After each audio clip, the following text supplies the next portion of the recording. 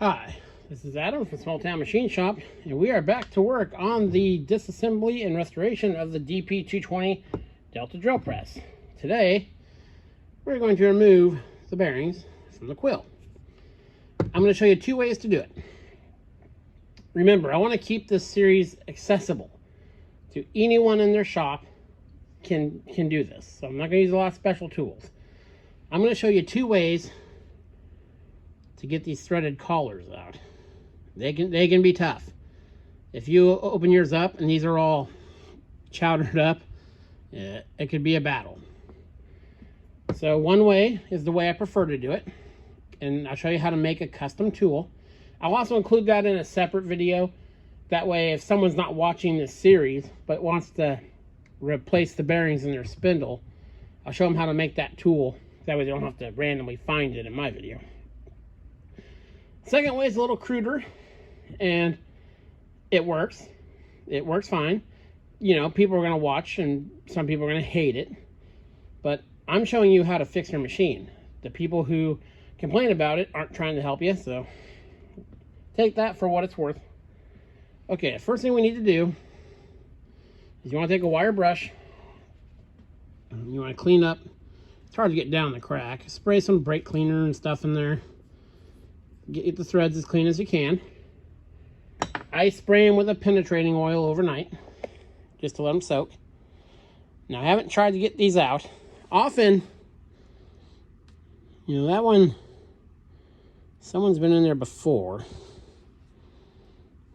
That's usually encouraging when someone's been in there before. But we'll see. That's what I do. And for part of this too, I'm going to use some heat, and I only recommend doing that if you're going to replace the bearings.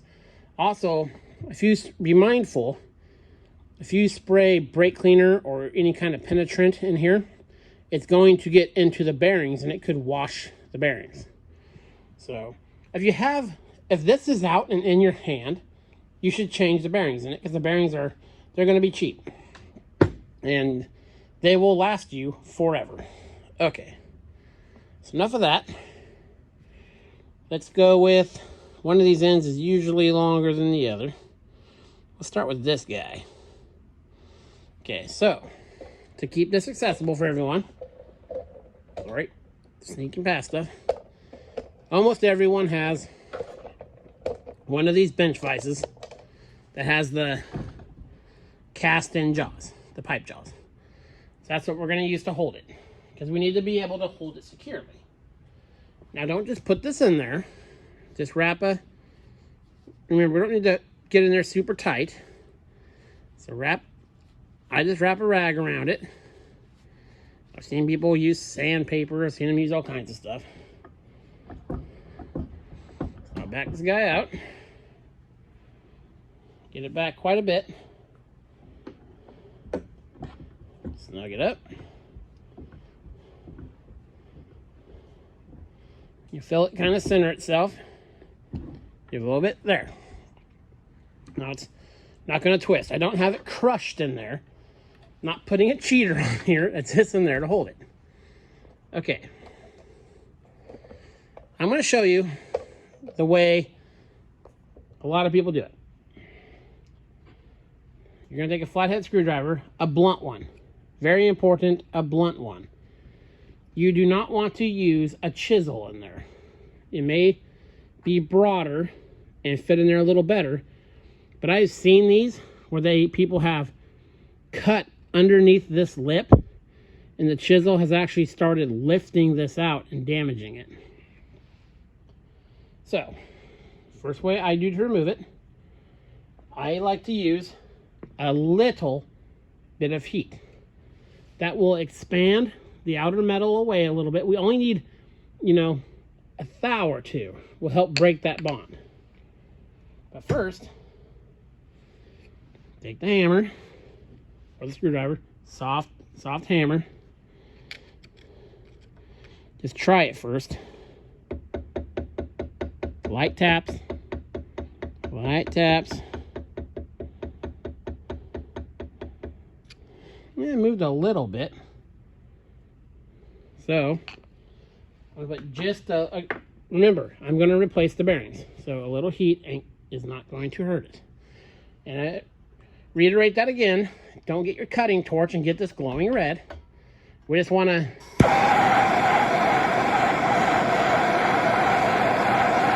And if you're using a rag to hold it, make sure to heat away from your rag too.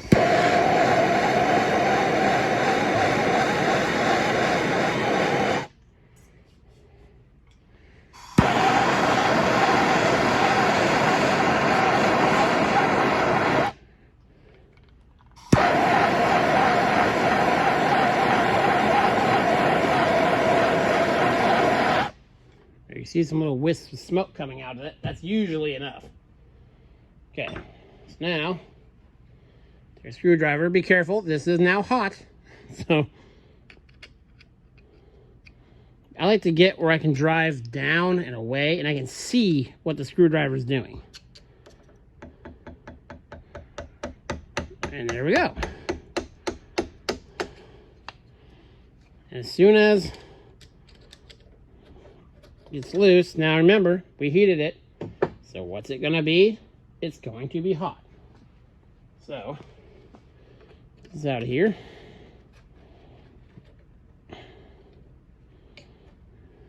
Here's the retainment ring. Set that guy over here. And just gotta get him pulled right out. Looks like it.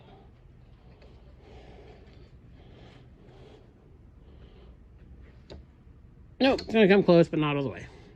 Okay. So now, I'm gonna flip this guy over and show you how to do it with the special tool. So,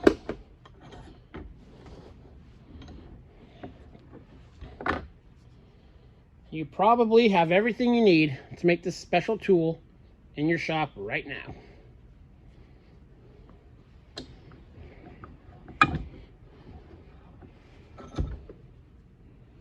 Wrap this guy back up.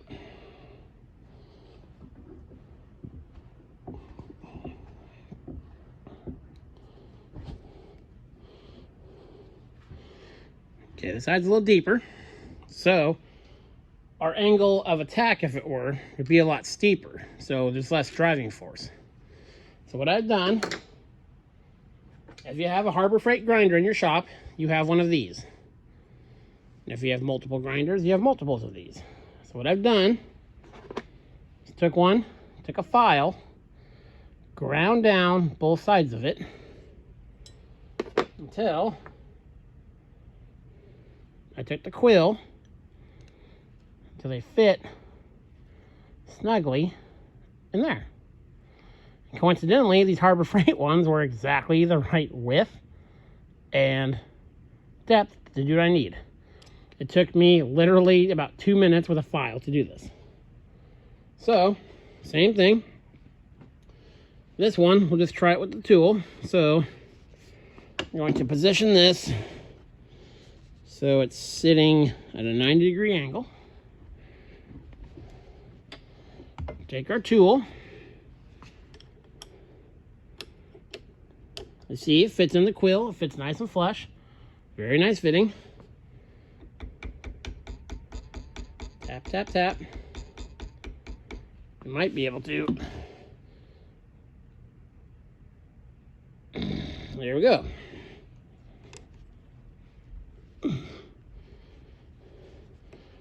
These deeper ones, like I said, I let this soak overnight. I sprayed the threads with lubricant, so okay.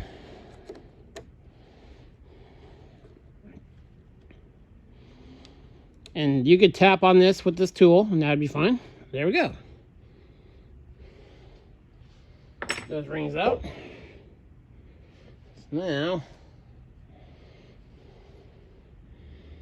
that bearing's a little further down in there.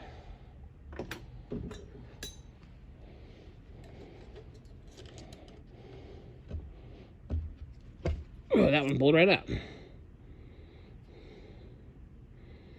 So there we go. This one feels a little chowdery. So let's get out the other one.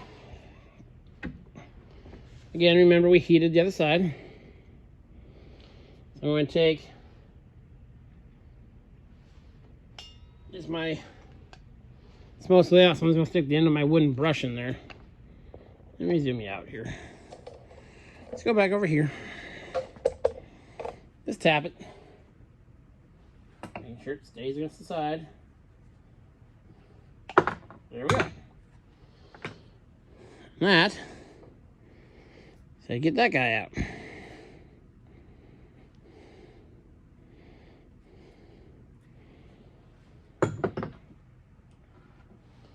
So, let me get a little bit cleaned up here and I'll bring it back. Okay, we got kind of cleaned up here. Now, when you remove your bearings, you'll notice it has this raised part with these two tabs. One of them engages with the shaft collar, like that. See, this was the thing that retained it. That goes in there. The other one on the bottom of the quill, focus. See those two tabs, one there, one there? That's where the other one indexes. What that does is it ensures as this is spinning, because this grabs on here, on these splines, that the inner part is spinning and the outside's not. So that's kind of important. Now, these bearings are very hard to come by, because this is part of the race. You can't press that out or you will damage them. There's a few ways around it. I will show you. Some of them are okay. What I typically do is clean this out really good, and we'll put some spacers in there, and you're going to Loctite the outside of the bearing into there, so that way the outer side is locked and your side will turn. It's one way to do it. If actually, the way I'd probably do is I get a bearing with a slightly different thing, and I'd make myself one. But again, keeping this accessible. So if your bearings are bad and you have these special bearings, I will show you how to get around that. So that's today's video. So now the machine is 100% as disassembled as we're going to get it. So we'll do some cleaning. I'm not going to show you that. Already started some. I had that in the Vapor Rust overnight. And we'll start reassembly from the ground up. This is Adam from Small Town Machine Shop. Please comment, like, and subscribe, and thanks for watching.